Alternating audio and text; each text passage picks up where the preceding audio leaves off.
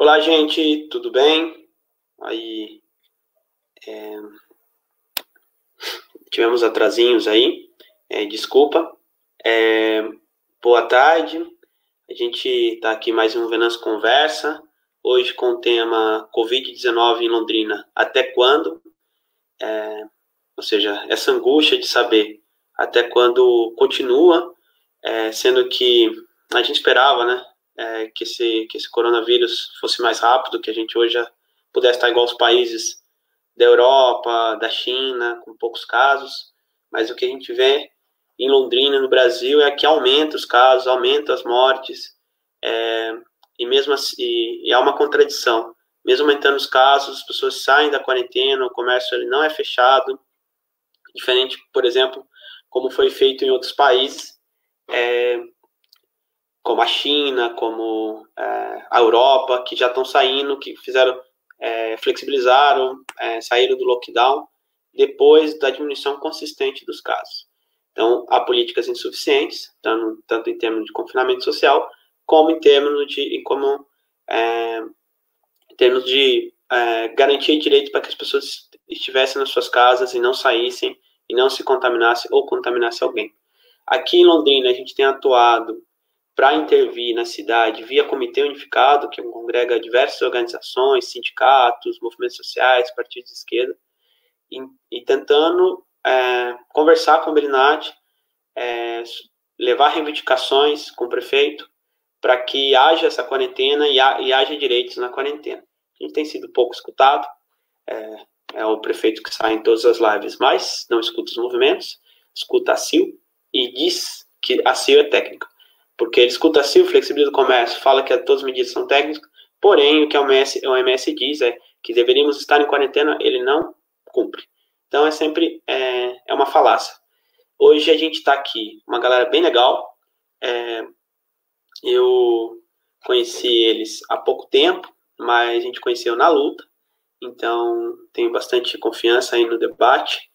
Já estamos aqui com a Flora Passini, que é militante da Rede Nacional de Médicas e Médicos Populares, e também vamos contar, a Luana já está chegando, ela foi fazer um atendimento, porque ela está na ponta do processo aí, tentando garantir o que a prefeitura não garante, que é políticas de solidariedade, de resistência, como ela gosta de dizer, e assistência social aí. Ela é educadora social, fundadora da Conexões Londrina. Bom, quero começar aqui agradecendo a Flora por estar com a gente. Daqui a pouco a Lua está chegando. Então, se você pudesse, eu queria conversar contigo. Até quando, Flora? Até quando a gente vai ter esse coronavírus? Até quando a gente vai ter... Na verdade, parece ter, a OMS fala em endêmico, né? Mas até quando a gente vai ter esse caos que temos aqui? Obrigado. Certo, vamos lá então. Bom, me apresentar de novo, sou a Flora, eu sou médica formada aqui pela UEL, tá? No momento residente em Medicina de Família e Comunidade aqui pela Prefeitura. Eu componho a Rede Nacional de Médicas e Médicos Populares, tá? Que está integrando também a campanha nacional Periferia Viva contra o Coronavírus. Vamos então começar a falar um pouquinho da conjuntura, de como que a gente está nesse momento, né? Sei que muitos de vocês estão acompanhando aí, mas talvez consiga acrescentar um pouquinho mais, né?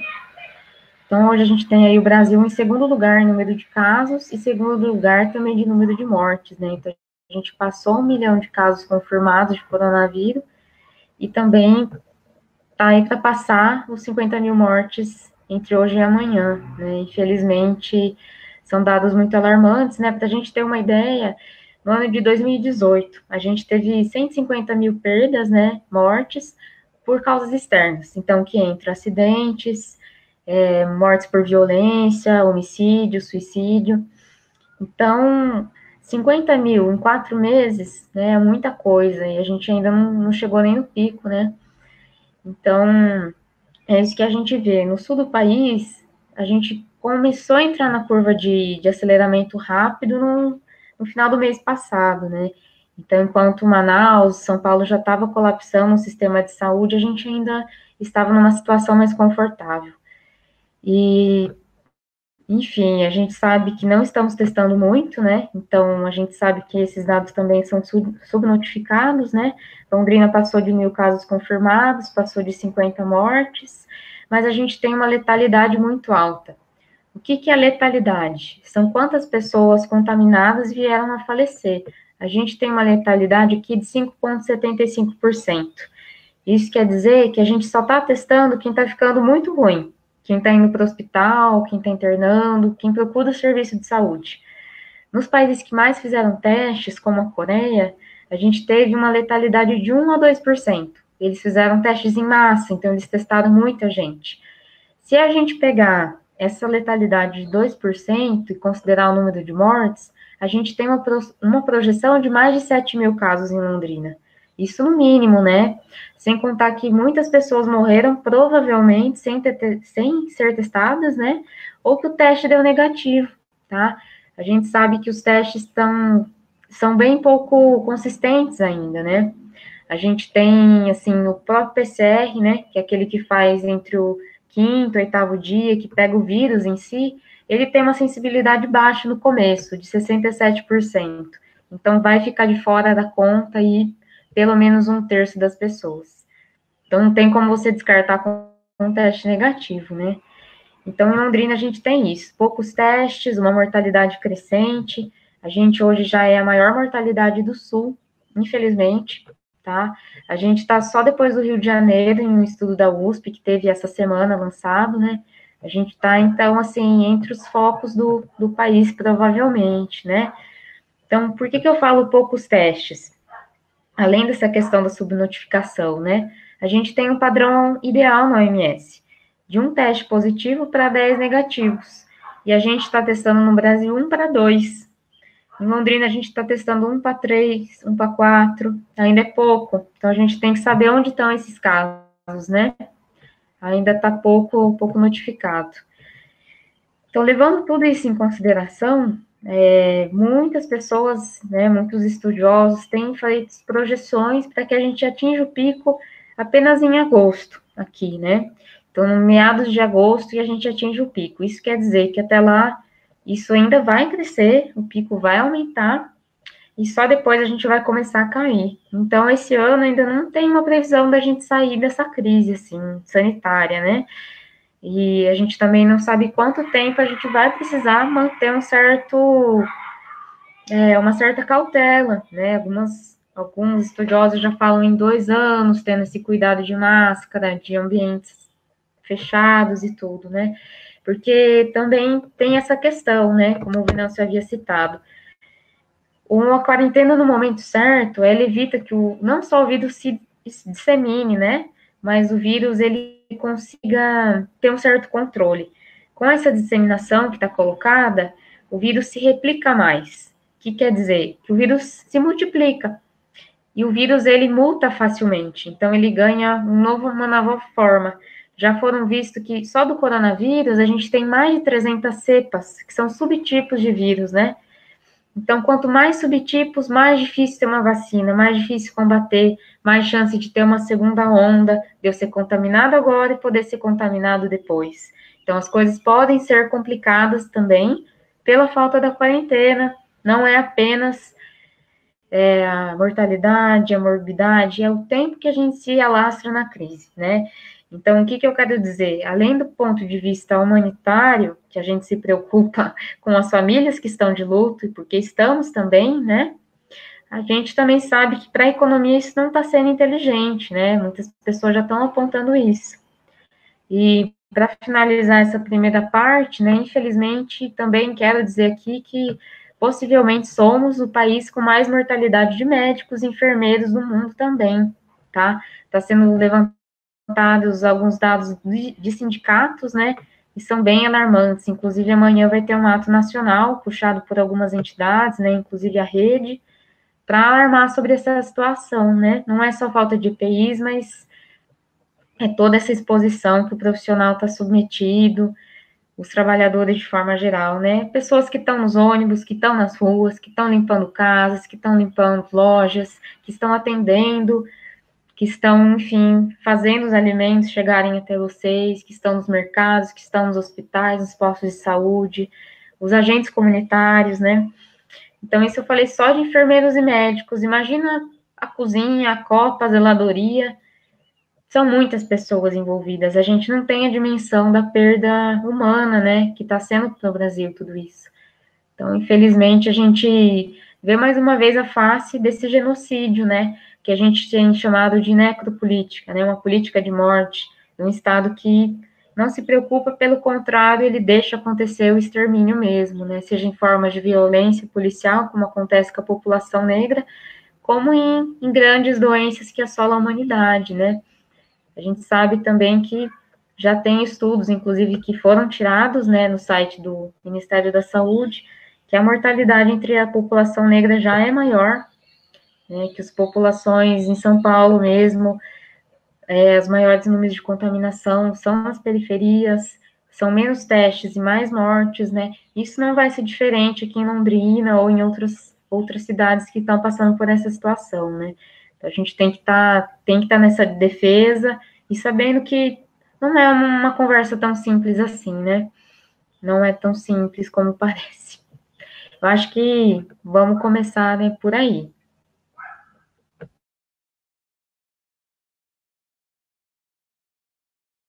Legal, Flora. Muito interessante aí, né? A questão que você coloca, né? Há uma necropolítica, eu acho que essa palavra nova que a gente tem aí, que todo mundo está falando, e a política da morte. Pensar nisso é escandaloso. Bom, antes de já comentar um pouco, discutir contigo, chegou aí a Luana. Já te apresentei aqui, Luana, a Lua Gomes, como gosta de ser chamada. Então, eu queria que você se apresentasse. A gente está aqui fazendo um debate, uma conversa. Também queria saber a tua opinião, né? Até quando? Mas eu acho que você, como a gente, né, está militando no comitê, traz muito essa dimensão da importância dos direitos, né? E você, na verdade, é isso. Quem não você está fazendo essa política, mesmo o governo está lá na ponta com as pessoas, né? A gente teve uma reunião com o Marcelo Bellinati, a Lua teve uma intervenção incrível, na verdade não foi com o Marcelo, ele mandou o Tadeu, porque ele prefere falar com a Sil, não com a gente, e não deixavam ela falar, né? Já viu, né? Quando um homem conduz, às vezes, não deixam a mulher falar. E aí ela entrou, eu falo assim, tirou as defesas, foi como gosto de metáforas futebolísticas, e acabou com aquela retranca, aquela forma insossa e cínica de falar, e trouxe vários elementos. Daí eu quero escutar você, Lua. Oi, gente. Obrigada pelo convite. Honra sempre estar junto com a Flora, pessoalmente, via live, todos os momentos. Parceira de luta, de caminhada aí nas quebradas afora. Muita gratidão. O dia de hoje a gente trabalhou juntas numa ação que foi linda, que foi simbólica, que demonstra a força e a necessidade das pessoas conseguirem dimensionar como uma unidade política, uma unidade de discussão em prol do que as pessoas costumam chamar de minoria, mas que, obviamente, nós somos maioria, né? As populações menos abastadas somos uma grande maioria. O que a gente precisa é só alinhar discurso e caminhar na mesma direção, né? Toda essa colocação da Flora sobre a questão da doença é uma preocupação constante para qualquer pessoa que seja agente comunitário, para qualquer pessoa que seja alguém que faz parte da saúde, do bem-estar, do serviço social, da educação, né? Da educação, seja ela formal ou social. É muito importante que as pessoas consigam entender a dimensão da necessidade do cuidado, né? A gente está num momento bem frágil, a Flora já colocou aí, né, prognósticos não tão positivos assim, mas a gente tem um trabalho árduo pela frente, que é manter a resistência, manter pessoas vivas com o mínimo de qualidade de vida possível e tentar trazer essas pessoas à luz para que elas consigam compreender a importância que é tomar parte do todo. O que seria esse tomar parte do todo dentro do meu entendimento? Que quando a gente escuta o discurso de um político de carreira, que eu estou falando, pessoal, falando sobre minorias, a gente consiga compreender que, apesar dele estar falando da gente, não é o nosso caso. E que a gente precisa caminhar para que todo mundo tenha uma condição mínima de vida digna, de capacidades e habilidades de discutir o que é o bem-estar para a sua comunidade, para o seu núcleo, né? Para o seu núcleo familiar, para o núcleo educacional, para o seu núcleo social, e que todas essas esferas vão se expandindo, né, pouco a pouco. Então, muito obrigada pelo convite de estar aqui, e eu espero que a gente consiga avançar nos trabalhos dentro dos espaços, onde são os espaços ditos para minorias, periferias, e que nem necessariamente somos periferia, viu? Nem todo mundo é periferia, não. A gente tem várias nomenclaturas para falar do que não quer ser visto. Então, vem lá os órgãos internacionais chamam de bolsões de pobreza, a formalidade, né, institucional brasileira chama de áreas economicamente vulneráveis, né, os politicamente corretos chamam de periferia, né. Alguns têm um pouco de resistência de falar sobre quebrada, favela, né, pejorativo.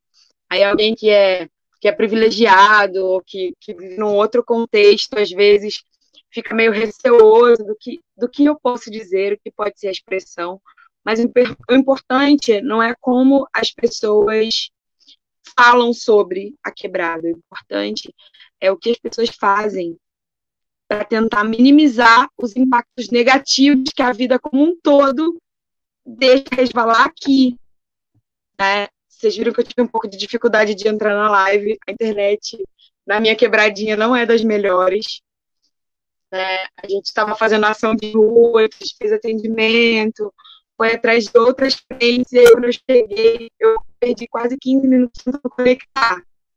Pessoal, essa é a minha vida, esse é o dia a dia da gente. Muito prazer. Eu sou quebrada. Muito legal, Lua. Muito interessante isso que você coloca, né? Na live passada, a gente trabalhou a questão, né, do trabalho informal, doméstico, com a Rafa, com a Isabel, com a Camila. A gente tem um trabalho com educação social aqui no bairro, desde 2018. Eu disse que eu sou quebrada, mas eu não disse de onde eu sou. Eu sou do Vista Bela, né? Extremo norte da Zona Norte, quase oeste. Eu sou daqui e dos 8, quase 9 anos que moro aqui, né? Começamos um projeto de pré-vestibular comunitário aqui na Quebrada. Com esse projeto, a gente já conseguiu inserir bastante gente no núcleo universitário, né? Inclusive, calouros do curso de Ciências Sociais passaram, né, no nosso processo aqui. Isso é muito bacana quando a gente vê que a gente consegue plantar semente de verdade, né? Tipo, a gente oportunizou que as pessoas chegassem num espaço que não é aberto para elas, né? A universidade, ela, apesar de ser uma universidade pública e dita aberta, né, ela é um ambiente extremamente hostil, excludente, né? E nocivo à saúde mental das pessoas quando se diz respeito a conseguir conciliar o contexto de realidade de quem mora aqui, na extrema quebrada da Quebrada, que demora 1h40 para chegar na universidade de busão, né, com aquele contexto de lá, onde o professor fala que não é seu lugar porque você não tem 16 horas para fazer leitura. Acho que a gente tem uma preocupação muito especial hoje com a questão do Covid, né, da saúde do coletivo. isso faz com que o nosso trabalho seja um trabalho de resistência. Sempre entro nessa questão, nesse espiral louco de falar para as pessoas, a gente não faz assistência, a gente faz resistência, porque para a gente conseguir fazer com que as pessoas cheguem minimamente bem lá na frente, para a gente saber o que faz com a economia, com a saúde, com a educação, as pessoas têm que chegar vivas, essa é a meta, manter a quebrada viva. Então é para isso que o Coletivo Conexões existe. Né, entre outras coisas, entre outros objetivos finais, na questão da educação social, do empreendedorismo social, né, que também muitas vezes é discutido, mas hoje o nosso trabalho está exclusivamente voltado para fazer as pessoas ficarem vivas, inteiras e chegar de pé, com a cabeça levantada lá na frente, onde acabar esse período. Né? E ainda bem que a gente tem outros movimentos, né, acontecendo em paralelo, como é, né, na Rede Nacional de Médicos Populares, como é o do movimento, né, do Levante Popular da Juventude, e como tantos outros movimentos artísticos, culturais, educacionais, sociais, que fazem com que a gente consiga, né, o Periferia Viva, a gente não pode esquecer do Periferia Viva, e como a gente consegue, juntos, trabalhar, pensar e estruturar maneiras de manter a quebrada de pé. É isso aí.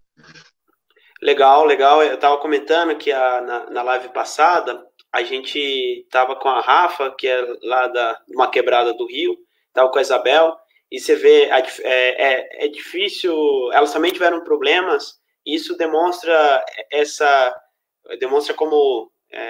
exemplifica como ensino à distância, né? Imagina quando as crianças ou os universitários que são da quebrada tendo aula com a dificuldade que eles têm. Então, as pessoas visualizam como você vai dar aula, porque na cabeça dos formuladores de política, eles acham que todo mundo tem o mesmo acesso à internet, o mesmo acesso a tudo, porque eles não conhecem o país, né? Eles acham que o Nordeste o Norte faz frio, né? Então, assim, é o Brasil que não conhece o Brasil. Eu quero retomar algumas ideias, e é muito interessante que você coloca, Lua. Principalmente eu achei muito interessante forma de falar para que não quer ser visto, ou seja, existem muitos nomes para isso, e cada vez mais outros nomes, e é o invisibilizado. Mesmo, parece que é tão invisível que as pessoas precisam gritar nomes. Então, e periferia, por exemplo, eu morei, isso é latino-americano, eu morei em El Salvador, na Guatemala, em algumas quebradas de lá, e não eram longe do centro, certo? Ou mesmo, no Niterói, morei no Morro do Palácio, era do lado do centro de Niterói. Periferia é o final, né? Claro que há, sim, uma tendência de expulsarem as populações, e na América Latina, as populações trabalhadoras, porque não colocam isso, né? Colocam como se não fossem populações trabalhadoras, ou coisas assim, dessa forma preconceituosa, mas colocam um setor da população trabalhadora que às vezes está no setor informal, expulsando para os limites da cidade, mas não sempre, como você colocou. E é incrível porque quando eu morava no Morro do Palácio, era perto do centro, mas mesmo assim faltava água. Então, assim, mesmo assim faltavam os direitos básicos. E eu falei, cara, tá do lado do centro. Por que no centro não falta água e aqui tá faltando? Porque tem correio, não tem correio, não tem nada, assim, não entra Uber, não entra nada. E isso também é o cruel disso tudo, né? Você quer falar, Lu? Na verdade, eu quero sim. Duas coisas muito importantes que você colocou aí, que eu acho que a gente tem que lembrar sempre, né? Hoje, mais cedo, eu estava conversando com uma vizinha aqui do bairro, e ela falou assim que quando ela manda currículo, ela não escreve que ela mora no Vista Bela. Quando você coloca lá o CEP da rua que a gente mora aqui no Vista, aparece como Maria Celina. Então é mais confortável que você coloque Maria Celina Padovani, porque isso já é um critério de eliminação automático, né? Na minha formação na área de administração, a gente aprende lá na universidade, a gente aprende o seguinte, que quando você vai fazer uma contratação para alguém, você tem que pensar em o quanto essa pode gerar capital para a sua empresa, né? Não se trata só de capital intelectual, capital prático. Então, Se ela é uma mãe, né, que não tem com quem o filho fique, né, ou que ela tem um trabalho, ainda que ela tenha uma formação excelente, mas ela tem uma idade média, ela é separada. Se um filho dela ficar doente amanhã, quem é que vai faltar o trabalho? É a mulher. Então, se você tiver que contratar um cara de 20 anos, né, que não tem experiência nenhuma, que está no último ano da faculdade e precisa fazer um estágio, e uma mulher de 35, que tem uma formação, que já tem uma experiência prática, você vai escolher esse cara, esse homem, por dois critérios. Primeiro, porque é jovem, ele está entrando no mercado de trabalho e ele não tem o que, né, a área da administração ou da gestão de pessoas chama de vício de empresa. Então, ele não tem aquele perfil de vício, que é a cultura, né, organizacional de algum determinado lugar. E no segundo momento, ainda que ele tenha um filho, ele não vai deixar de frequentar o trabalho por causa disso. Então, o nosso contexto de realidade, na sua live anterior, você falava sobre o contexto de realidade das mulheres, né, trabalhadoras, no trabalho doméstico, como que elas estavam conseguindo conviver, conciliar, né, a relação de trabalho doméstico, né, e Covid, e isolamento social. Então, assim, primeiro ponto, não existe isolamento social dependendo do lugar que você mora. Na minha casa são 5 pessoas, eu tenho 3 filhas, tenho 3 crianças, e não existe isolamento social. Se eu tô saindo para fazer incursão, para fazer esse trampo de rua, se eu ficar doente, a gente divide o mesmo banheiro e a gente divide os mesmos 38 metros quadrados. São 3 crianças asmáticas. Então, assim, isolamento social é coisa para burga, é coisa para quem mora em outro contexto de realidade, uma outra esfera completamente diferente da nossa. Então, isso é um ponto muito importante que você deu a oportunidade da gente soltar.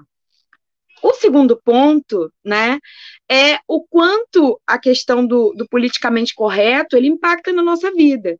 Então, assim, hoje a gente tem uma política, uma necropolítica nacionalmente falando, né, e a gente tem uma política prática acontecendo aqui no nosso município, que ela coloca em questão o bem-estar das pessoas. Então, não adianta você ter 6 postos de referência se você chegar em um deles e não tiver teste de Covid. E também não adianta se você não tiver o contrateste. Da mesma maneira que é enxugar gelo, né, ou fazer uma política maquiada, você tentar contextualizar as pessoas com um decreto que diz que as empregadas domésticas têm que pegar ônibus num horário diferenciado para não superlotar os ônibus, quando você permite que a empresa de ônibus, que praticamente domina todo o território de áreas economicamente vulneráveis, de quebrada, de bairro pobre, do que você quiser chamar, né? Com frota reduzida, e as pessoas continuam tendo que trabalhar. Então, quando você abre um decreto dizendo assim, olha, as empregadas domésticas têm que pegar ônibus a partir das 8, das 9, para não superlotar os ônibus, isso muda a realidade de quem? Porque o patrão dela não vai deixar de tomar café às 8, porque ela tem que pegar ônibus às 9. Ou porque ela vai sair da quebrada que ela mora e passar 1h40 para chegar na Gleba Palhano, saindo do Vivi pegando 2 ônibus para chegar lá, ou saindo do bairro dela para ir para o Vivi, para depois do Vivi pegar outro ônibus e chegar no terminal para pegar outro ônibus para chegar no patrão dela. Isso, na verdade, não muda a realidade da quebrada, né? Então, quando a gente fala assim, o Covid, a gente escuta, vê matérias e tal. O Covid não escolhe as pessoas por classe social. Não, de fato, ele não escolhe, né? As pessoas que estão suscetíveis a pegar, vão pegar, né? A gente sabe da importância e da necessidade de se cuidar da higiene mínima, porque às vezes não é só manter as pessoas conscientes de álcool em gel, porque álcool em gel não é realidade de todo mundo. Né? Dependendo do lugar onde você estiver, não tem nem água corrente. Então, tanto faz se você mora numa favela no entorno de Niterói, que eles chamam de periferia, ou se você mora numa quebradinha de Londrina, onde não tem asfalto e não tem luz, iluminação pública, se a sociedade e a comunidade não olha para você, não faz a menor diferença. Então, o que a gente precisa realmente pensar, discutir, tirar todo o nosso conteúdo de sociologia da gaveta e começar a questionar efetivamente todas essas políticas e ações higienistas e também paliativas. Essa é a necessidade que as pessoas precisam compreender. entendeu? Eu acho muito bacana as pessoas que decoram trechos de livros de filósofos e de cientistas políticos, e que usam o discurso da quebrada como base para parecer engajado ou alternativão, tá? Mas fica o convite aqui. Eu vou até tomar a liberdade, né, de falar em nome de outros movimentos populares com os quais a gente comunga, né, do movimento do Levante da Juventude, do Periferia Viva, do Conexões Londrina, do Marmita do Bem, dos projetos individuais que acontecem em várias quebradas da cidade. Eu faço convite para você que está aí assistindo a nossa live, que tem um kit de sociologia de gaveta, que talvez esteja meio empoeirado, porque você não está podendo ir para o bar, falar sobre todo o seu conhecimento político Vamos começar a questionar, mas questionar num senso prático, como a gente pode aplicar políticas e discussões que realmente impactem na vida das pessoas que precisam ser impactadas. É isso aí. Bacana, Lua, bacana esse relato. Quero retomar aqui um pouco, eu acho que é interessante essa conversa, e é interessante isso mesmo, né? A gente ter uma conversa aqui. Eu acho que tem duas perspectivas muito interessantes, né? Uma perspectiva que é o que a gente vem insistindo nessas lives, é como o Covid amplia e põe, vamos dizer assim, limão nas nossas feridas, né? Da ferida da desigualdade social, feridas do Brasil, e você traz uma dimensão bastante rica, bastante concreta. Eu acho que a Flora traz também essa dimensão da necropolítica, no ponto de vista, olha que coisa, começamos pelo negacionismo, certo? E continua esse negacionismo da ciência, à medida em que as pessoas dizem que as pessoas dizem, não é cloroquina, é uma coisa absurda que o presidente queira intervir na ciência, queira intervir no método, ele queira pular etapas do processo de pesquisa. Eu sou pesquisador também, então é muito difícil fazer uma pesquisa, ainda mais quando envolve vidas humanas. E ele disse, não, ele acha que é uma simpatia a coisa, né? Então, assim, esse negacionismo, aí vai na ponta, que é o negacionismo da desigualdade no Brasil, que é o absurdo do Paulo Guedes oferecer R$200. Aqui em Londrina existe um negacionismo disfarçado de discurso técnico, que fala, tá dando tudo, o discurso do Tadeu pra gente e do Bellinati. Não, mas a gente está tentando fazer o máximo possível, temos todos os técnicos falando e todo dia e tal. A Lu acho que deu uma caída, mas daqui a pouco ela volta. Esse negacionismo técnico, Flora, eu queria porque diferentemente do Bolsonaro, que fala, uma gripezinha, que de vez em quando fala que ele não está nem aí mesmo com as mortes, o prefeito aqui tem um suposto discurso técnico. Queria escutar um pouco mais de você, Flora, como você vê isso, né? E o que você acha as falácias desse discurso?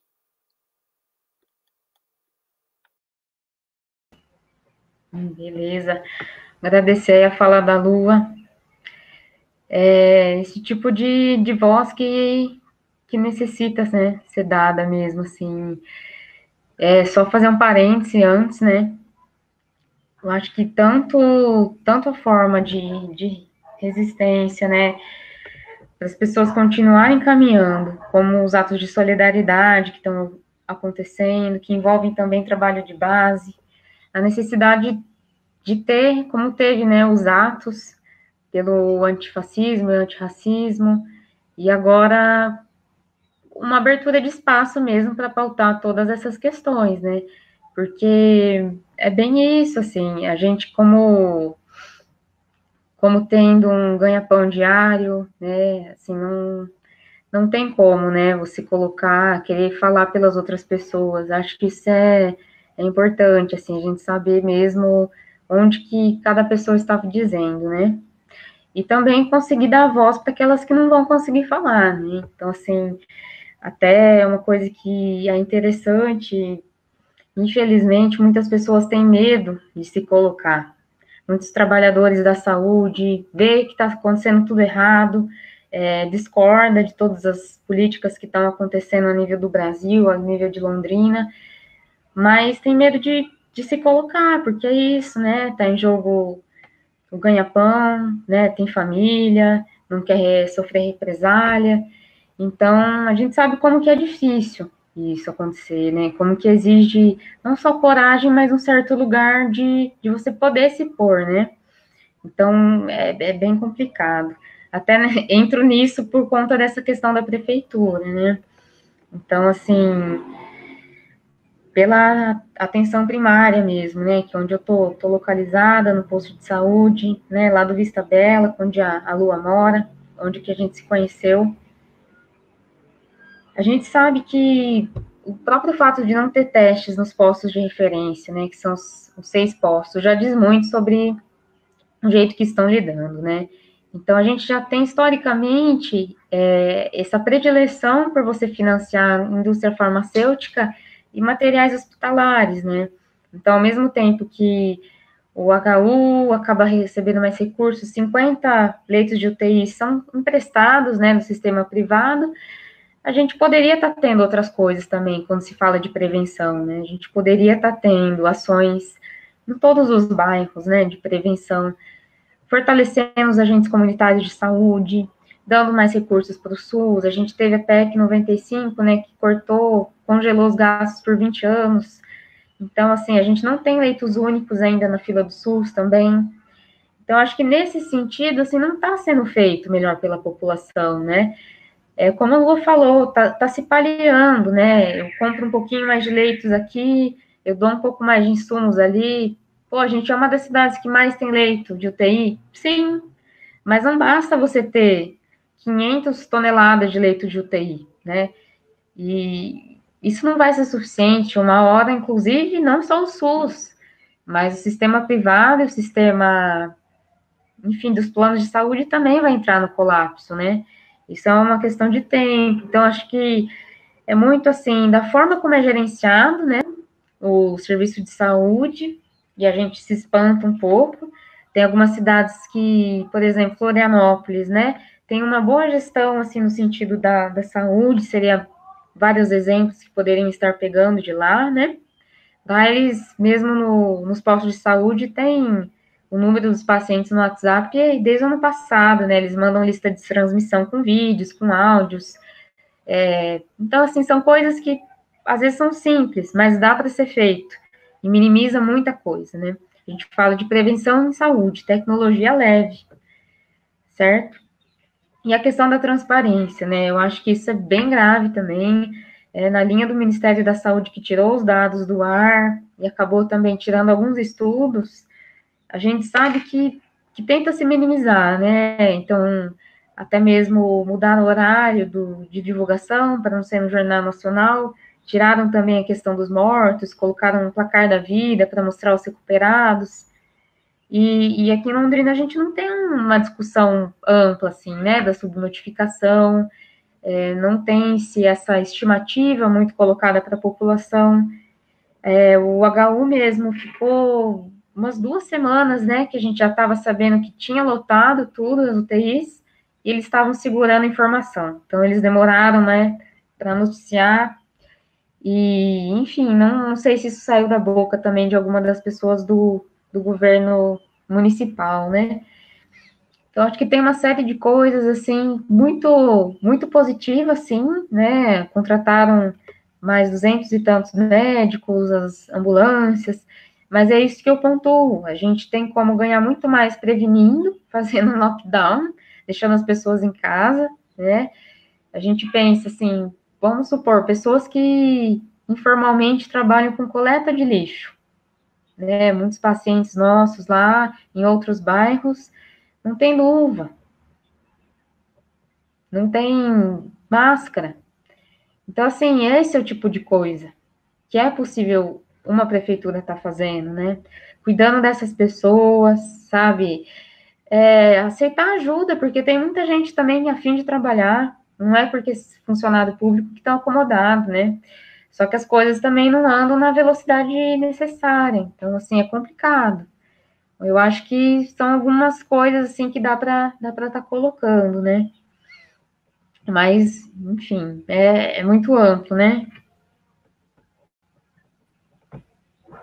Interessante você coloca, Flora. Eu acho que essa falta de transparência e, ao mesmo tempo, como a gente colocou quando fomos à reunião, a Lua estava com a gente, essa falta de participação. Acho que eu lembro uma expressão que ela colocou muito bom, né? Ah, para você ir lá na periferia, Belinati e pegar as crianças e dizer assim, eu sou do povo, porque tem esse discurso aqui em Londrina, do belinatismo, né? Sou do povo, é muito fácil, mas o que é o povo? O que é o povo? O povo é um agente passivo que ele só existe na época de eleição, ele existe, ele é um sujeito, ele pensa, ele formula.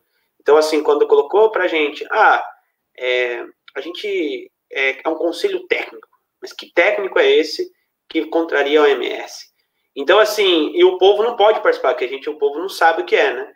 E uma é que eu coloquei, esse técnico tá bem ruim, né? Porque tá bem pouco satisfatório. Porque o que eles estão colocando a culpa no erro, assim, tem Covid em Londrina porque teve um contaminado no asilo, teve um contaminado na Santa Casa, mas assim, isso não é aleatório, certo? Como você coloca, Flora. Mas também não é aleatório a falta de assistência das pessoas. As pessoas não têm comprovante de residência, como coloca a Lu. E é verdade, eu já não tive muito comprovante de residência. É muito, muito revoltante quando você precisa de um comprovante de residência para fazer qualquer coisa e você não tem. E, tipo, eu falo, cara, ninguém vê isso. Ninguém vê que se você não tem comprovante de residência, você não existe nesse país. E a renda básica, né? A renda complementar, que a gente vem batendo muito. Como é necessário, nesse país, a gente garantir um complemento de renda que chega a um salário mínimo, pelo menos. Vamos dizer, que não dependa de que as pessoas, que seria, eu penso assim, deveríamos caminhar para um tipo de geração de... Eu até participei na live com uma ex-ministra do governo Lula, do governo Dilma, desculpa, e eu coloquei, a gente precisa de caminhar um novo momento de política de distribuição de renda, porque é isso, temos trabalho informal, as pessoas não têm, vamos dizer, vínculo com quando ficam desempregadas, ficam desassistidas, e as pessoas têm que ficar, é como um seguro-desemprego universal. Aí eu queria também, né, aí eu queria ver com você, Lu, essa questão mesmo do popular, do técnico, né, da importância, antes também, o Léo já entrou com a pergunta, aí eu já faço a pergunta, depois eu passo para a Lua e para a Flora. O Léo faz a pergunta, a Lua caiu, voltou. Então, assim, a pergunta aqui, Flora, a partir dessa crise sanitária, para as duas, né, pensando em sua dimensão global e como ela está nos países periféricos, como o Brasil, é possível vislumbrar a possibilidade de colocarmos o capitalismo na nuca, incitar as classes populares pela superação não só da crise sanitária, mas do próprio capitalismo, ou seja, o capitalismo pode sucumbir com essa crise. Então tem essa pergunta do Eliel, e também, se puder comentar um pouco da questão do popular e do técnico, né, e dessa participação aí. Lua. Então, uma fita que é muito interessante. Quando a gente comentou lá no encontro com o Tadeu, lá, o chefe de gabinete do prefeito, né? Quando a gente fala sobre essas políticas preparadas por técnicos de vácuo, porque não tem o que colocar no meio desse lance como definição. Quando um técnico da engenharia da prefeitura define que 2 linhas de ônibus podem se tornar uma só e um trajeto que demoraria 1h10, com você fazendo junção de 2 linhas, tipo, descer num lugar e pegar outro ônibus para pegar outro, ele vira um trajeto só de 1h40, isso só mostra uma coisa. Quer dizer, na verdade, mostra 2.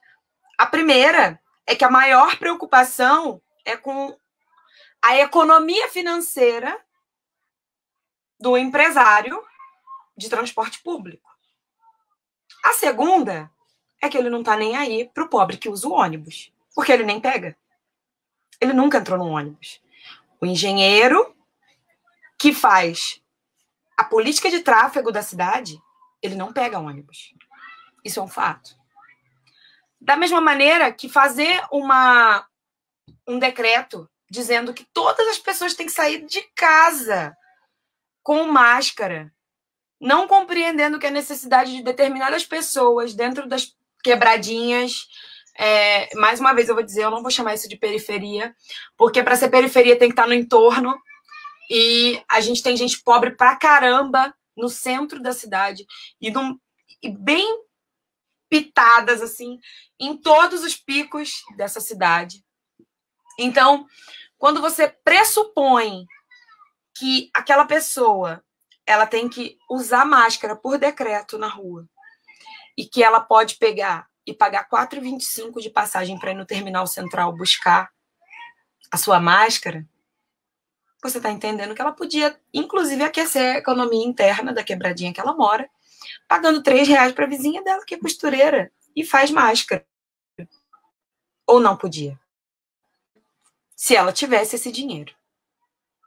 A economia informal, ela movimenta tão grandemente a massa econômica desse país, a grande maioria das pessoas que moram nas periferias, escolaridade suficiente para atingir o mercado de trabalho formal. O mercado formal ele é excludente, sim. Ele não é excludente só para o discurso da mulher, da mãe solteira, do preto, do transexual. Ele é absolutamente, isso não tem o que a gente discutir. Ele é absolutamente excludente com determinados setores particulares, como esses todos que eu já citei. Tá? Mas ele continua sendo excludente com o pobre. O garoto que mora aqui na minha quebradinha, que é meu aluno no cursinho pré-vestibular, ele, ainda que ele tenha concluído o ensino médio, esteja se preparando para tentar entrar na universidade, dependendo do estereótipo dele, adianta ele tentar arrumar um conseguir. Ainda que ele tenha que usar uniforme, o preconceito sobre aquele estereótipo vai fazer com que ele não consiga um emprego.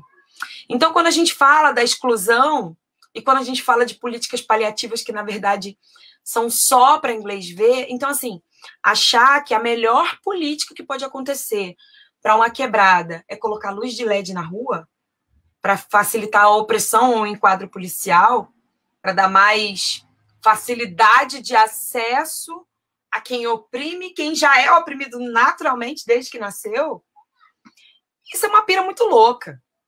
E é isso que a gente tem que discutir. E sabe qual é o problema e a real dificuldade para esse corpo técnico diz que tem? Não dá voz para pessoas que estão inseridas na quebrada, como os médicos da rede de médicos populares, como outros movimentos sociais, ou como eu. Eu não acredito que esse cara, esse médico renomado, cheio de diploma, que estudou fora do país, tenha mais embasamento técnico para falar sobre as prevenções e as práticas de saúde dentro da quebradinha que eu moro do que eu, ou do que a Flora, que é a médica do posto de saúde da família, que atende aqui o meu bairro. Honestamente, eu não acho que ele tenha. Porque o conceito prático dele de higienização de alimentos e das mãos e de tirar as roupas e deixar ensacada por 2 dias até que a empregada dele lave a roupa que possivelmente pode estar na prática das pessoas que estão aqui, onde eu estou. Então, eu acho muito bacana que o corpo técnico exista. Eu acho que é muito importante. Gente, entendam que eu não estou me colocando aqui como uma pessoa que desmerece os profissionais com um grande embasamento teórico. Tá? Eu não estou desmerecendo isso. Eu acho que o embasamento teórico é absolutamente necessário. O que eu estou dizendo é que nós precisamos bater o pé e conseguir espaço de fala. Porque, por mais que ele tenha um embasamento técnico de 7 autores que ele leu, se ele nunca pisou numa rua sem asfalto, se ele nunca teve que esperar 3 dias para cair água, se ele nunca viveu a sensação de ter a luz dele cortada, se ele não sabe o que é não poder lavar a mão ou ter que pedir água de balde emprestado do vizinho, o embasamento técnico dele não pode ser melhor que o meu.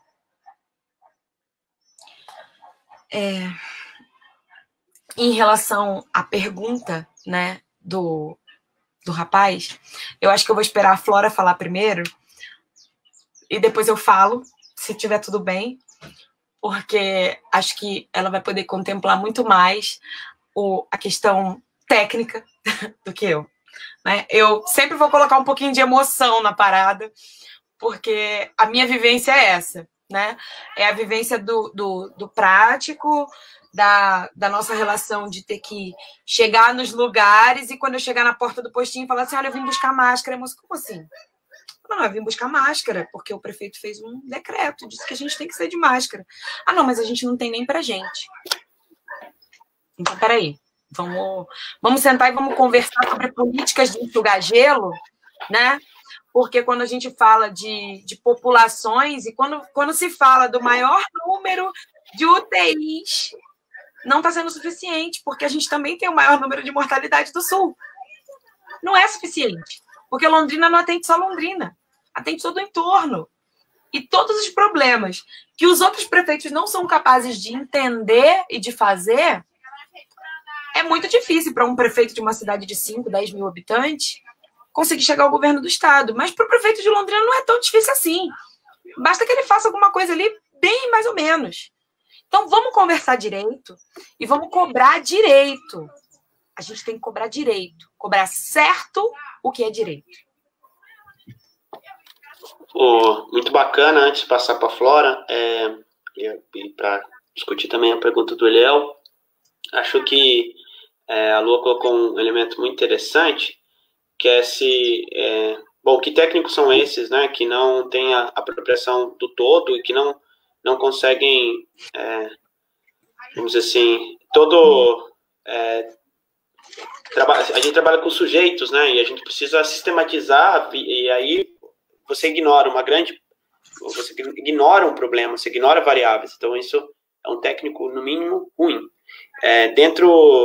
E uma coisa também, antes de entrar, é que é importante frisar que o comitê conseguiu, por meio da nossa pressão, inserir, por exemplo, médicos de residência, conselho de saúde no COESP, mas por causa da nossa pressão. E são pessoas que a Flora comentou uma vez comigo, né, a importância dessas pessoas que trabalham a ponta, que os médicos da família, que é uma experiência que saiu de Londrina, em momentos auges aí da esquerda, quando não era essa coisa aí, saiu aqui de Londrina. Então, eu queria, Flora, além de você trocar essa ideia com o Eliel aí, o Eliel Machado, eu queria que você também colocasse, 400, segundo o prefeito, a gente tem 400 UTI, tá tudo bem, né? Flora? Beleza, vamos lá. A pergunta do Eliel aí sobre a crise sanitária, então, incitando um levante mesmo, né, popular e para a superação do capitalismo, né. Quando começou a pandemia mesmo no mundo, né, eu lembro de ter conversado com uns colegas mesmo de trabalho, né, sobre esse tensionamento social que viria a acontecer, né, e foi se acontecendo, né, a gente já estava com um aumento de miséria, de violência, de desigualdade, né, depois que a gente teve essa derrota histórica, e vamos colocar, de um governo fascista, né, mesmo, declaradamente racista e machista, LGBTfóbico e várias outras coisas que a gente foi derrotado, né. Então, com certeza, o tensionamento está aumentando, né, tanto é que as pessoas estão indo às ruas, elas estão se colocando nessa organização de solidariedade, ajudando umas outras, muito mais do que já teve, porque sempre foi assim, né, pelo que a gente sabe da vida, que um ajuda o outro e divide o que tem, não dá o que sobra, né. Então, assim, enquanto pessoa também militante, né, pessoa de classe média, eu acho que uma fala, assim, que foi discutida com a gente dentro dos movimentos também do campo popular, né, que apesar de abranger muito mais do que alguns outros movimentos que são de esquerda, mas vivem numa bolha muito grande, né, a gente ainda é uma organização que está, de certa forma, não consegue representar o todo, né?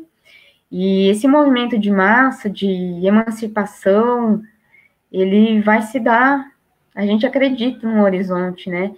Mas é a própria massa, né? Então, assim, eu acho que é um momento que é histórico, né? A gente não sabe quantos anos, quantas décadas, e as coisas vão acontecer. Muitas vezes a gente está ali só como um facilitador, né? Como um facilitador para conseguir levar esse trabalho de base, essa resistência. Eu criei um pouco nesse sentido, assim, né? E uma desconstrução constante.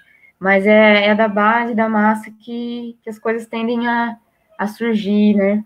Não sei em quanto tempo isso dura e quanto leva, né? Porque é como a gente está falando aqui, a Lua colocou muito bem, as pessoas estão correndo atrás de, muitas vezes, de comer, de pagar as contas, né? Então é complicado, assim, eu que moro aqui sozinha, né? Eu não preciso sustentar mais ninguém além de mim. Tenho tempo para estar pensando tudo isso, analisar a conjuntura, assistir as formações, né, dos meus movimentos, estar fazendo reunião.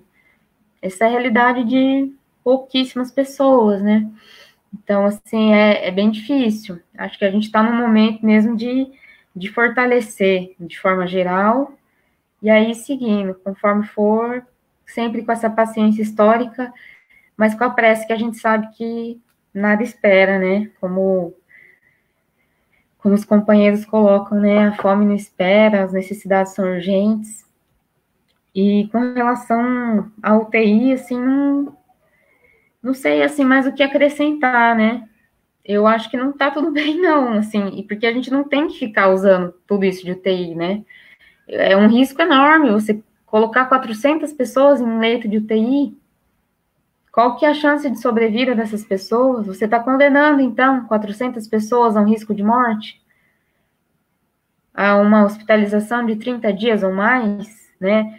A gente tem casos já leve e moderado que estão retornando para nós, inclusive de trabalhadores lá do posto, que já faz 2 meses que recuperou do corona, mas tem falta de ar, está usando bombinha. A gente não sabe as consequências crônicas disso. A gente não sabe se fica sequela, se não fica. O problema é muito maior, né, do que você ocupar ou não o leito que você tem. Então, acho que só de você ocupar já está errado, porque essas mortes são preveníveis, né, em sua maioria. Então, a gente tem 50 mil mortes ou mais que poderiam ser prevenidas. Acho que é isso aí.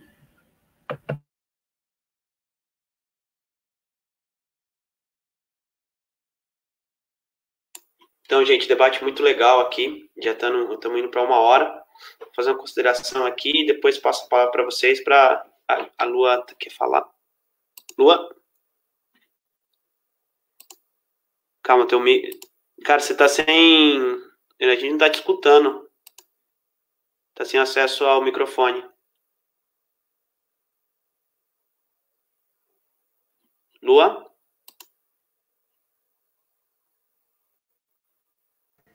Deu problema. Será que eu... É. Deixa eu tentar ir falando com ela, vai falando aí com o pessoal. Tá. Tá sem acho volume que caiu aqui. Lá, né? Não, acho que tá sem volume aqui. Fala com ela aí. Caiu. Fala. Tá. Não, aí pra gente ir encerrando, aí também cada um fazer suas considerações finais e quando a Lua voltar, né? Porque aqui, gente, né? Os problemas nossos... tá voltando aqui. Fala sobre resistência e articulação, de fato, né? Vívida ali. Acho que é tudo uma questão que a gente tem que repensar, né? O Venâncio comentou sobre momentos áureos, né, da esquerda em Londrina. Eu ouso, assim, ser bem abusada e dizer que eu acho que a esquerda nunca esteve, né? A esquerda nunca esteve. Até quando ela tentou estar, acreditou que seria um caminho, né? A gente foi muito central, a gente foi muito em cima do muro ali, né? No que diz respeito a posicionar e alinhar discursos. Então, se a gente acha que perdeu muito para para uma política quase que fascista, higienista, extremamente preconceituosa e muito massacrante, né, das massas populares. Isso tudo se deu porque quando a gente teve a oportunidade de tentar fazer essa reflexão, inflar, né, dentro dos contextos, a gente deixou passar. E, assim, acho que essa é uma realidade de todos nós, que nos consideramos seres pensantes fora desse contexto que a gente está vivendo hoje, né? Então, acho que o capitalismo entrar em colapso não sei se realmente, né? Eu acredito que isso vai, na verdade, vai causar uma erosão ainda maior nesse abismo social, né? Isso vai gerar impactos futuros imensos na aposentadoria das pessoas. Mas quem quer se aposentar depois da reforma da Previdência? Tem muita gente que estava aí, ó, na porta de esperar se aposentar, coisa de 1, 2 anos, né? E isso tudo vai impactar muito profundamente, em curto, em médio e longo prazo, na vida dessas populações que são mais instáveis economicamente. Então, eu acho que colapso, quando a gente fala de um colapso, a gente, assim, tipo, vai dar merda e a gente vai zerar o game. Eu acho que a gente não vai chegar a esse momento. Não sei se é exatamente isso que o Eliel quis dizer, mas acho que esse momento ainda não vai chegar. A gente vai ter que discutir mais, criar uma unidade, ainda que todos pensem diferente, que vários grupos pensem diferente. A gente vai ter que criar uma unidade para ver, assim, qual é a rota que a gente vai pegar para conseguir tentar retomar uma atividade que seja menos excludente, né? Menos higienista, menos massacrante, menos preconceituosa. A gente vai ter que tentar, na verdade, trabalhar com uma expressão que eu uso muito, né, no meu dia a dia, que é redução de danos. A gente vai tentar trabalhar agora com redução de danos, já que a gente não vê um conceito prático, e isso é uma das maiores ironias que eu achei que ia viver na vida, né? A cidade que eu moro, que eu amo, eu não sou londrinense, mas eu amo Londrina. A cidade que eu amo elegeu um médico e o cara não trabalha prevenção, ele trabalha paliativo. Então, ele prefere investir em ter número de UTI do que em prevenir que as pessoas fiquem doentes. Então, não adianta fazer lives afetadas, batendo os braços e mostrando gráficos, dizendo, pessoal, não adianta surtar. É uma coisa simples. Não ceda às investidas de quem tem grana, fecha tudo e espera minimizar. É simples. É muito mais simples do que parece, né? Mas isso causa impacto financeiro, você não sabe do que você está falando. Porque eu sei sim. Porque eu também sou do trabalho informal e as minhas pessoas não me contratam. Mas mesmo assim, né?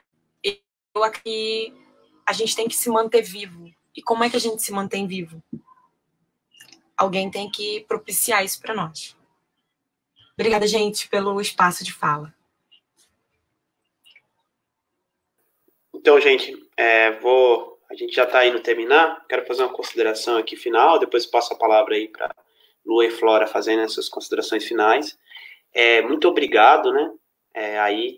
Vocês duas. As lives são bem legais, os bate-papos são bacanas, mesmo tendo uns problemas técnicos, porque a gente aposta... a gente é classe trabalhadora, a gente é povo, a gente tá meio precário, né? Então, não consegue fazer essas lives com alta potência, como alguns conseguem.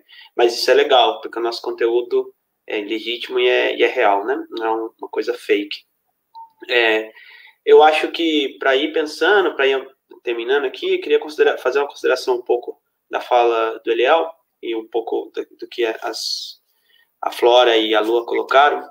O que eu entendo, o que a gente vem acumulando muito nas lives, que fizemos aqui, como essa crise traz, por exemplo, vários elementos que como bem ela põe a nu, né, as contradições do capitalismo brasileiro, desse capitalismo dependente, dessa segmentação do mercado de trabalho, dessa mesmo, em outras lives colocamos, dessa desigualdade, desses resquícios escravocratas no país, certo? Que consideram alguns setores com menos, como você mesmo colocou, Lua, desse mercado formal excludente, eu já coloquei em outras lives,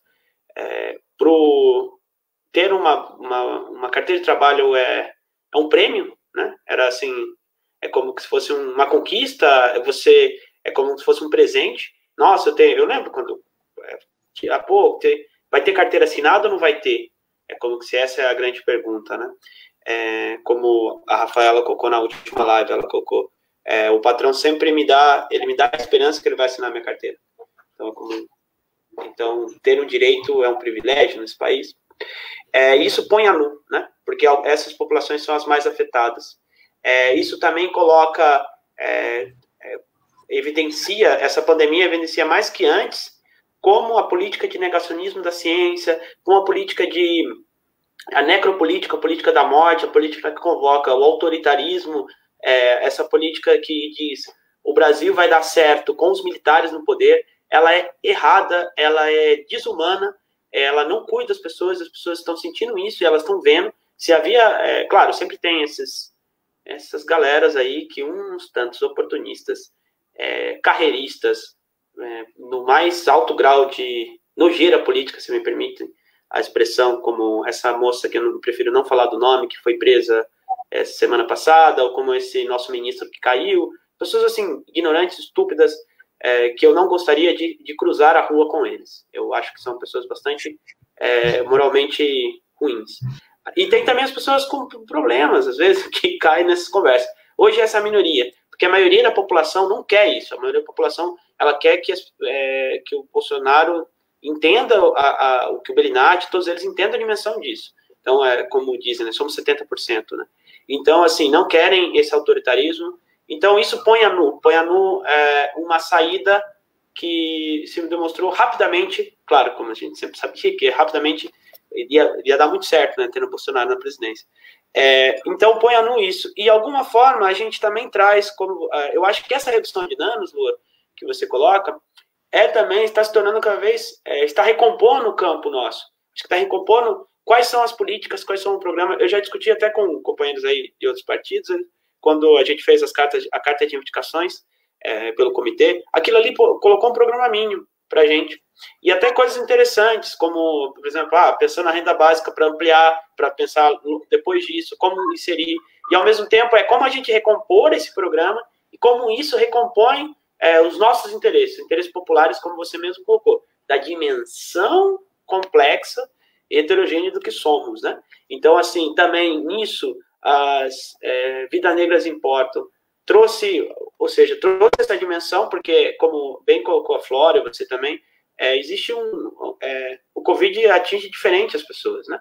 Então, num país como o nosso, né, racista, com esse presidente fascista, atinge algumas populações, e essas populações foram às ruas porque não podem estar em casa, porque nem estar nas suas casas é seguro.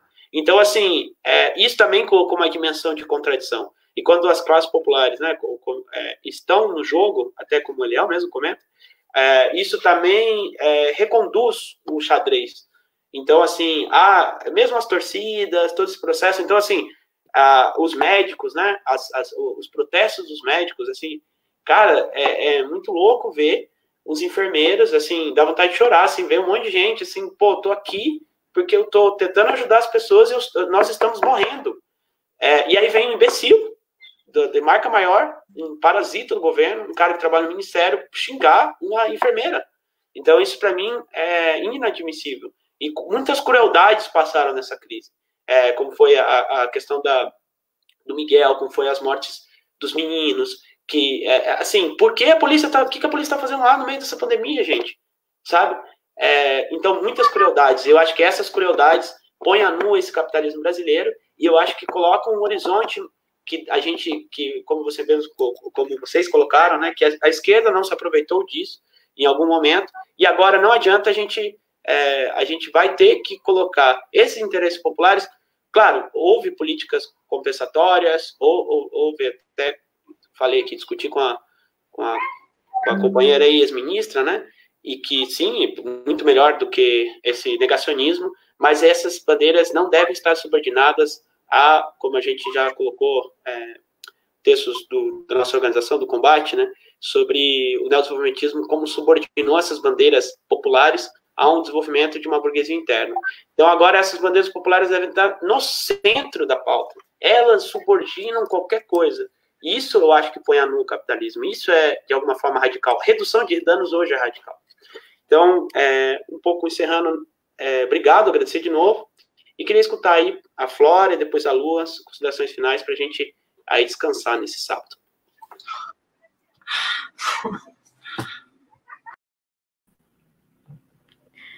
Agradecer, então, a oportunidade de estar aqui falando um pouco mais, né, sobre esse assunto, estar dividindo esse espaço com vocês, é uma honra, né, com a Lu aqui, que é uma pessoa que conheci esse ano e está se tornando uma parceira aí nas lutas, né, admiro muito, muito mesmo, e eu acho que é isso, gente, temos que ter o horizonte também adiante. A realidade é, sim, muito dura, mas não é de hoje. Então, a gente tem que seguir com essa paciência, com os descansos e com as atividades, para que siga em frente mesmo, né? Hoje, especialmente, eu tô feliz, assim, pelo movimento histórico que aconteceu aí na cidade, né? Só para pontuar, o MST, né? Pela campanha Periferia Viva e com a ajuda de muitos outros movimentos, né, como o Coletivo Conexões, o coletivo lá de mulheres do Vista Bela, também Ambive, Associação de Moradores, e não só do Vista Bela, em todos os bairros que passaram, teve muitos movimentos envolvidos. Então, pense, são 11 bairros envolvidos, quantas pessoas que não precisaram ser mobilizadas para acontecer, né, foram 44 toneladas de alimentos para mais de 3 mil famílias. A gente sabe que daqui 2 semanas, tudo bem que já foi a sexta, né, mas são momentos de esperança, são momentos de rearticulação do campo com a cidade, que a gente tem realmente uma admiração e respeito imenso, né, fiz minha homenagem aqui para o MST hoje, que é um movimento que vive diariamente o socialismo que a gente, um pedaço do socialismo que a gente vislumbra, né, vamos falar assim no português mesmo. Então, para quem já passou alguns dias ou mais tempo em algum assentamento, sabe o que é isso, né? Acho que é isso aí, gente. Obrigada, boa noite.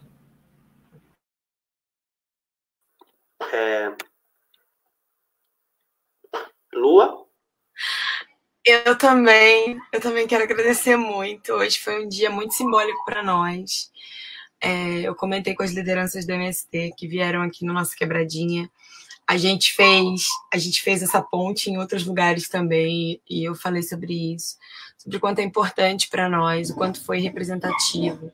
Há muito tempo, essa quebrada não vê tanta gente mobilizada em prol de fazer as pessoas se sentirem agraciadas numa coletividade, né?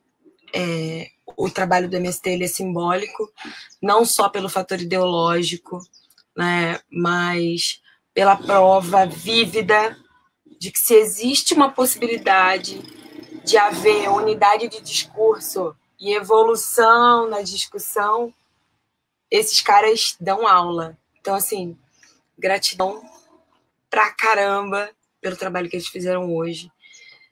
Em nome das 3 mil famílias, são 3 mil vezes muito obrigada. Essa pandemia a gente costuma eu e Flora falamos muito sobre isso, sobre como essa pandemia foi positiva para que nós encontrássemos peças fundamentais para que o nosso trabalho continuasse sendo revigorado dia a dia. Então, assim, muito obrigada a todas as pessoas. Não é só o MST ou os outros movimentos que nós estamos aqui. Todas as pessoas que confiaram no nosso trabalho até aqui. Todas as vezes que a gente foi escalado para representar alguém naquela reunião que nós fizemos há poucos dias atrás, onde levamos as solicitações do comitê para que o prefeito se posicionasse. Cada um de nós representou um grupo de pessoas que confiou na nossa capacidade argumentativa, no nosso senso crítico, na nossa responsabilidade no nosso trabalho. Então, muito obrigada a todas as pessoas envolvidas em todo esse processo de resistência e sobrevivência, seja ele da periferia, da economia, do sistema político, do sistema de saúde, do sistema educacional. Muito obrigada, tá? Obrigada pelo espaço de fala. Eu acho que é muito importante quando a gente para escutar duas mulheres numa sociedade tão preconceituosa com mulheres, quando a gente para escutar numa sociedade tão racista, quando a gente para escutar um favelado, alguém que defende as causas dos favelados, quando é quase pecado chamar um lugar de favela, né? Quando a maioria das pessoas nem sabe de onde vem o nome, ou a história poética que fez um lugar onde pessoas se reúnem porque não tem outra opção, ou por qualquer outro dos motivos, para chamar esse lugar de favela. Então, muito obrigada pelo espaço, e eu convido todo mundo que está assistindo a live, todo mundo que vai ver um link, todo mundo que vai ouvir falar, todo mundo que conhece todo mundo, vem junto com a gente, socialmente, ideologicamente, vamos conversar, vamos discutir, vamos ampliar e vamos botar a mão na massa, porque aqui tem muita gente precisando, de verdade, precisando de você, né? Você que, por exemplo, é doador para o nosso projeto ou para muitos outros projetos. Se você nunca veio fazer uma entrega com a gente, você doou errado. Doa, mas vem conhecer o nosso trabalho de perto, porque dificilmente você vai conseguir olhar com os mesmos olhos, tá? O que a gente faz não é só caridade, não. É resistência, é uma política de igualdade e de busca por liberdade, né? Seja essa liberdade social, seja essa liberdade de pensamento, seja uma liberdade política, né? Ou de escolher como você quer viver, sendo quem você é. Obrigada, gente.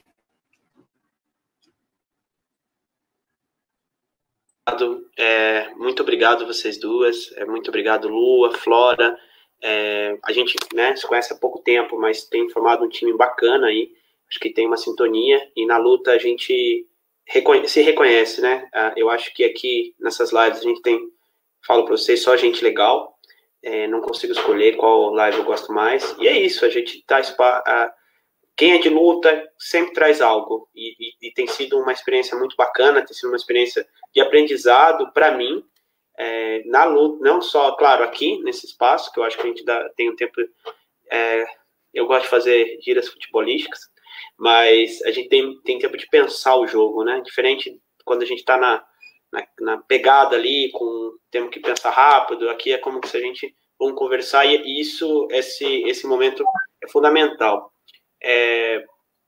E a gente vai continuar na luta, o comitê continua pressionando o Belinati para que ele nos responda ao nosso documento, fizemos um ato essa semana, vamos continuar pensando em outros atos, até a nossa foto da live, tinha a foto da Flora muito forte com a cruz, foi parte desse ato, então vamos continuar na luta, vamos continuar junto, todo mundo que está vendo, que nos viu, obrigado por estar com a gente nesse sábado, compartilhe curta a nossa página, que na página sempre traz esse debate.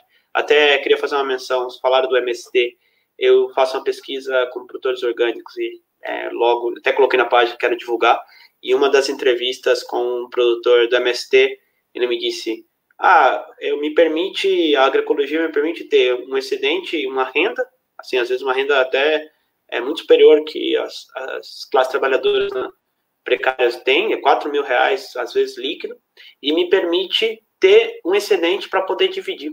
Me permite, por exemplo, me permitiu agora fazer doação, isso lá em Curitiba, não aqui. Me permite a agroecologia, ou seja, um movimento, como a Flora disse, que luta por um tipo de outra lógica, né, produtiva, de relação com o trabalho, e busca essa fenda anticapitalista.